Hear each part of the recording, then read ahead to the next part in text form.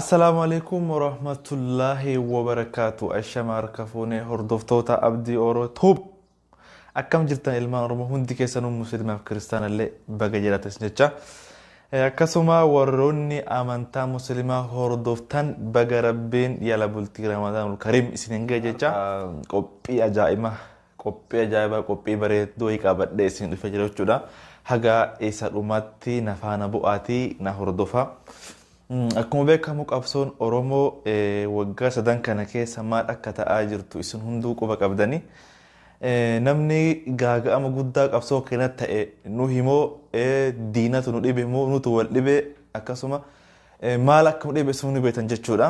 Sanmaa wal qabsiisee torbee kana keessa maal akka deemaa jiru qabsoo Oromoo irratti mee hulaan maaltu yaa'anii jijjiiramni amma dhufaa jiru uf durri keenya maal akka ta'aa jiru. Haaluma kanatti fufaa jirramoo jijjiiramni hin dhufenne yaannamoo kan jennu mee wajjin alachuudha. Akkuma beekamu ilmaanummaan dhiiga qeerroo 5,000 fi qabsaa'ota Oromoo kan jaarraa hedduu itti wareegaman asiin gahanii jijjiirama kana fidanii mootummaa kanatti akka amaanaa kennan Oromoon dhibbatti beektu jechuudha. Akkasuma warri jijjiirama kanaan dhufe kun ilmaan Oromoo guutummaatti Oromoof Oromiyaallee gananii akka jarri diina jala eegee raasaa turan namni martuu ni beeka jechuudha. Arra sanuma wal qabatee waan tokko waan nama gammachiisu beekta. Waan namatti tolu dhaga'u jirra jechuudha. Akkuma beekamu torbee kana keessa lola wallootti ka'ee fi lola naannoo Amaaratti namni dhumeef yaani sodaa guddaatu uumame jechuudha. Sodaa hammana hin jedhamnee fi shakkii wal adda jechuudha. Shakkii guddaa wal keessa gargala jechuudha. Shakkii kanaan kan wal seene bilchiginnaa lamaan jechuun kiyya bilchiginnaa Amaaraatii fi bilchiginnaa Oromoo waliin garagalta jechuudha. Ni beektan warri jijjiirama kana qeerroon itti kennite akkamitti akka itti nugane nu beektan jechuudha. Nugane Abiyyis nugane lammaan lammaa'edha. Lammaa kun namaan galu Taayyeen nugane Shimallis nugane jechuudha. Har'aan tana nafxanyaan nurratti fuulleffatte kan jedhamu mee fakkeenya viidiyoo isin affeeraa jechuudha. Viidiyoo ilaaltanii akka jaaba kanatti na hordofa. Har'aan tana kan jijjiirama kana itti xaaree asiin gahe ilmaan Oromoo kan jarri irratti qoosan immoo Oromoo yala fiigaa nuuf jechuudha. Har'a immoo akkuma Jawaar Muhammad jedha nama Oromoo ganee milkaa'e takkaan agarree jedhe kan salphate malee amma kuni salphina guddaadha. Maal beektani? Mee viidiyoo torban kana nafxanyaan haasawaa jirtu gurruma keessa hin dhageeffadha. Namni hedduus dhageeffatan fakkaata meessis dhageeffadha. Yaani kana jechuun an akka mataa kiyyaatti natti tola. Maaliif beektani? Isiniif ibsa booda waan natti toluuf. Amma viidiyoo kana akkamatti dhageeffadha. ሲቀርብ ነበር አሁን ቋት ሙሉ በሙሉ አቅም ያልባ ሆዷል ኦነግ ሸኔ የሚል ስያሜ የሰጡት ኦነግ ሸኔ የወዴድ ብልጽግና የወታደራዊ ክንፍ ነው። ለዚህ በርካታ ማስረጃዎች አሉ። ለምሳሌ ከማል ገልቹን ስንወስድ እኮ በግልጽ ተናግሯል። እሱ በወዴድ ብልጽግና አመራር ውስጥ ያሉ አካላት ኦነግ ሸኔን እንደሚደግፉት እኮ እሱ ተናግሯል ራሱ። እንግዲህ በዛ በሰዓቱ በነበረበት ሰዓት የወዴድ የኦሮሞ ብልጽግና ወይም የወዴድ ብልጽግና የጸጥታ ኃይል ኃላፊ ነው የነበረው። እሱ በግልጽ የተናገረው መረጃ ነው። በተመሳሳይ ደግሞ ተከታታይ የሆኑ መረጃዎች አሉ። እነዛን ተከታታይ የሆኑ መረጃዎች ፓተርን ስንሰራለት ፈጻሚ ሙሉ በሙሉ የወዴድ ብልጽግና ነው። ይሄንን ግን የወታደራዊ ክንፉ ነው ኦነግ ሸኔን ያመጣውም ለዛ ዓላማ ነው። ይሄ ለፖለቲካ ሀሁ ለማያውቁ ሰዎች ሊያጃጅል ይችላል እንጂ ፈጻሚው መንግስት ነው። ለምሳሌ የኦሮሚያ መንግስት ይሄ መረጃ እንዳይዘገብ ማድረጉ እኮ የፈጸመውን ወንጀል እየተከላከለ ነው። ኦቢኤን በክልሉ ውስጥ የሚፈጸመውን ወንጀል የዘር ማጥፋት ወንጀል መዘገብ ያልፈለገው እኮ ፈጻሚዎች የዛው መንግስት የክልሉ መስተዳድር ኃላፊ ስለሆኑ እኮ ነው። የሽመልስ አብዲሳ ንግግር ስንወስድ የተፈናቀሉና ከግድያ ያመለጡ ሰዎች ንግግር ስንወስድ እነዚህን ፓተርን ስንሰራላቸው ፈጻሚው መንግስት ነው። የወዴድ ብልጽግና ነው። ስለዚህ ከወዴድ ብልጽግና ነፃነትና አርነት መጠበቅ ወይንም የወዴድ ብልጽግና እቺን ሀገር ይመራታል አሁን ያሉት የወዴድ አመራሮች ይመሯታል ብሎ ማሰብ በቃ በዳዋ ውስጥ ያለ በዳዋ የተበላ ተስፋ ነው። እነዚህ ሰዎች ለማስወገድ ከፍተኛ የሆነ ህብረ ብሔራዊ ጥምረት ያስፈልጋል ብዬ ነው የማምነው። ከቲፒኤልኤፍ የሚተናነስ ሴራ ናቸው እንኳን ላላቸው ብዬ አላምንም። ስለዚህ ሙሉ በሙሉ ድርጊቱ የሚፈጸመው በወዴት ብልጽግና አመራር ነው። ይሄ ሊሰመርበት ይገባል። ገርቴ ነምኒ ሄዱ ደገፈቹ ቀቡ ሚዲያ መረታኒቱ ማን ነምኑማን ደንገዳ ኡመተ አማራ ፍጤ ሞቱማ ከና ጃኒን namni dheengadda uummata amaaraa fixe mootummaa kana keessattuu mootummaa naannoo Oromiyaa dhibba takka keessaa qaba Odag Shanee wajjin dalaguutti jira jedhan. Sinigalee wajji dalaguu jira. Komii ajaa'ibaa kan rakke san qofaa miti viidiyoon biraas ni jira. Amma fakkeenya meelaal amma yoonii maanyaa faan beektanii yoonii maanyaa maal jedhaa jira. Namtichi maqaan isaa Mokonnoon sun Mokonnoon kasirraa galasan. Meda geeffadhaan yaajir laalame እኔም እጅግ አድርጌ አመሰግንሃለሁ። አሁን ግን መስራት ያለብን እኔ ሽመልስ አብዲሳ በደንብ አደራጅቶ አማራን የመግደል ነገሩን ፊት ለፊት ነው የሚነግረን። ምንም የተደበቀ ነገር የለውም። ታዬ ደንዳ ፊት ለፊት ነው የሚነግረን።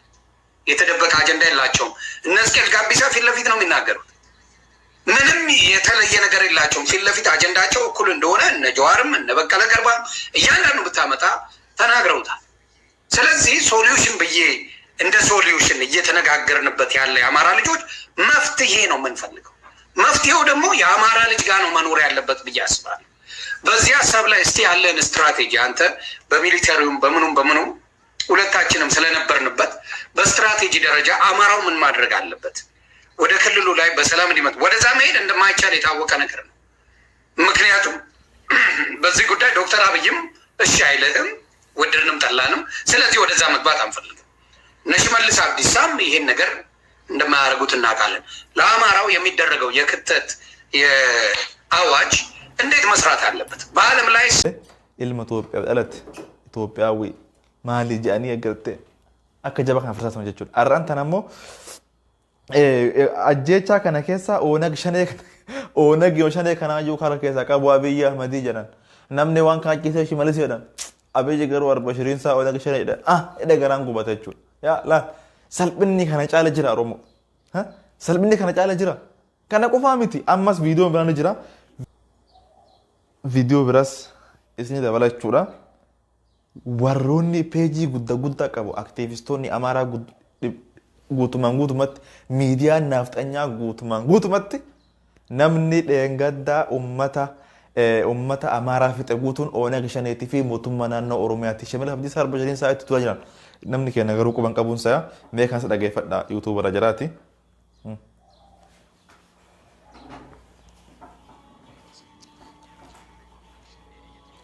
ተሰማም የመጀመሪያው ኦነግ ሸኔ እየተባለ የሚጠራው ኃይል ከኦሮሞ ልዩ ኃይል ተወስዶ የተደራጀ ሲሆን ይህን በኃይል በበላይነት አመራር የሚሰጠው ደግሞ ጠቅላይ ሚኒስትር ዶክተር አብይ አህመድ ነው ብሏል። የቀድሞ የብሔራዊ መረጃና ደህንነት ሹም አቶ አያሌው መንገሻ አያይዞም የኦነግ ሸኔ አባላት ስልጠና የሚሰጣቸው ከኦሮሚያ ልዩ ኃይል ጋር ባንድ ላይ ነው። የኦሮሞ ልዩ ኃይልና ኦነግ ሸኔ ስንቅ፣ ትጥቅ፣ በጀትና ሙሉ ሎጂስቲክ የሚያቀርብላቸው አንድ አካል ነው። ስልጠና የሚሰጣቸውም በጋራ ነው ብለዋል። እኚሁ የቀድሞ የብሔራዊ መረጃና ደህንነት ሹም የነበሩትም አቶ አያሌው አያይዘውም በ2012 ዓ.ም ብቻ 28000 የኦሮሞ ደገፈተኒ ኩኒ ጉቱን ኢሳ ዋንቲኒ አራብሳ ጅሩ ብልጽግና ኦሮሚያት ድባተቹ አካጃባራት ኡኪራ ካሰኒ ወንቲ አራን ተነጀር ቀቃ ጅርቱ ብልጽግና ኦሮሚያት የቹ irratti dulu jiran jechuudha akka jaabaa kanatti. San qofaa miti miidiyaa biyyattii irra taa'anii akka jarretti Abiyyii fi Shimalis hin xiqqeessan jechuudha. Ka gaafa Shimalis gaafa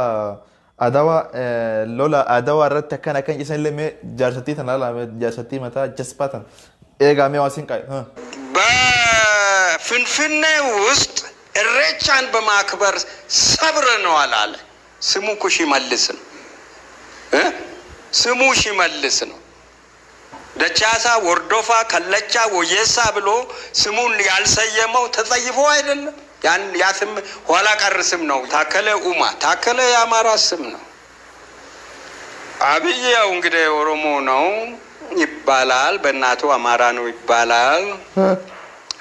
ምናልባት የአብይ ስም አባቱ አህመድ ነው።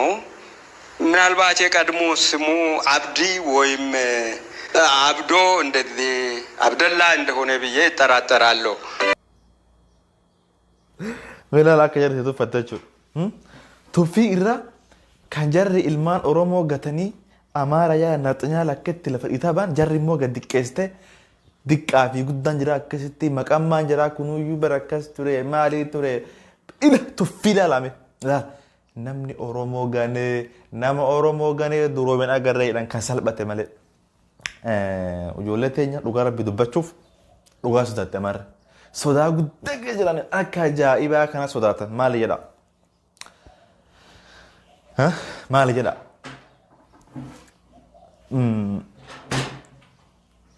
Mootummaan naannoo Oromiyaa, poolisiin naannoo Oromiyaa gara qeellam Wallagga, gara Abaawoo kan gara Woboo deemuu sodaattee jirti. Waraana jarra siifeetee jedhaitu kan irraa guuru Abaawoodha. Namni yoo namni 50 deemu nama 5 qofa deebi'a. Poolisiin naannoo Oromiyaan dhibba sodaatetumaan irraafte jechuudha. Go'unuma Wallagguma hin deemnu itti aboo abadan nuti wobamatti ergamuu hin dandeenyu itti sodaatteef jechuudha. Asiin gara Gujii ergan, gara Booranaa ergan, amma kun agartee woboon deemee Jimma geessa galee jira. Tuulama gudduu kee deemee jira jechuudha. Amma bakki woboon ofii jiraate agartee dakana qofaaf jechuudha. Bakka guutuu woboon qabattee jirti. Woboon kalootti abbaa. Kaloota jirti jechuudha gara Finfinneetti kaloota jirti. Maaliifuu Amaaraan sodaa guddaa qabdi jechuudha.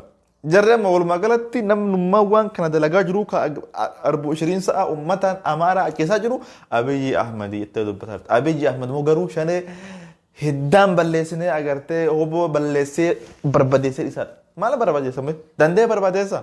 Bakkummaan Abaawoon dhabame jira. Anama mataan kiyya Abaawoo. Isin mataan keessa warra daawwatuuf guutuun Abaawoodha. Okay? Abaawoo dandaniin balleessan. Kanaafuu jechuudha injifannoon tennuma anama fakkeenya yeroo akkatti amma nafxanyaan jara qeexu kana natti tola. Maali beektanii? Osoo nafxanyaan jara gubbat duulte akka jabaa kan natti tola. Sababni isaa uf argan. Yoo dura fuulaan illee yoo dura fargoo dadhaban illee amma uf argan akka ajaa'ibaa kan argan osoo jarri akka jala deemte ilmaan Oromoo gadi qabde hayyuu Oromoo kan jijjiirama kana. Jaarraa meeqa itti xaaree asiin gahe fi tarsiiwwan meeqa itti baasee asiin gahe sababa nafxanyaatiin sababa sirna fokkataa kanaaf Jawaarii fi Baqqalaa Garbaa fi Ayyaanaa Gammachuu namoonni hedduu qabsaa'onni qeerroo qarreen ta'e nagaa ar'amaatti qaalletti yookaan qilixxootti jechuudha. Kan cubbuun jara kanatu jara dhiisu jechuudha. Arraan tana wantummaan nafxanyaan itti garagaltee Abiyyi Ahmad akkatti absuuf meera qalaala.